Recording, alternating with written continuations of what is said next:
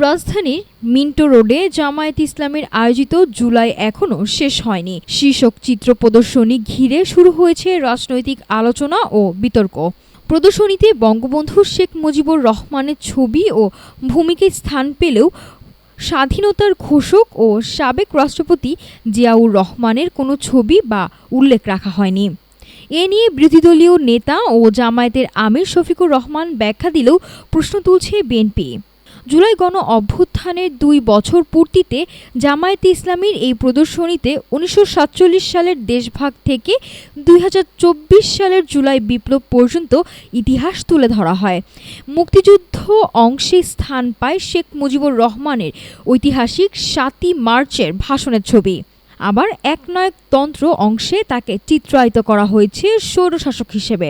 প্রদর্শনীতে আইয়ুব খান, ইয়াহিয়া খান, এরশাদ এবং শেখ হাসিনার শাসনকালের সমালোচনা করা হয়। একই সঙ্গে বেগম খালেদা জিয়া এবং জুলাই আন্দোলনের শহীদ আবু সাইদ ও সমন্বয়কদের ছবিও প্রদর্শিত হয়। তবে পুরো প্রদর্শনীতে অনুপস্থিত ছিলেন সাবেক রাষ্ট্রপতি জিয়াউর রহমান, যা নিয়ে শুরু হয়েছে রাজনৈতিক বিতর্ক। তবে জামায়াত আমিরের এই ব্যাখ্যায় বিতর্কের অবসান ঘটেনি। বিএনপি নেতা রুহুল কবির রিজভী এই প্রদর্শনীকে রহস্যজনক বলে আখ্যা দিয়েছেন।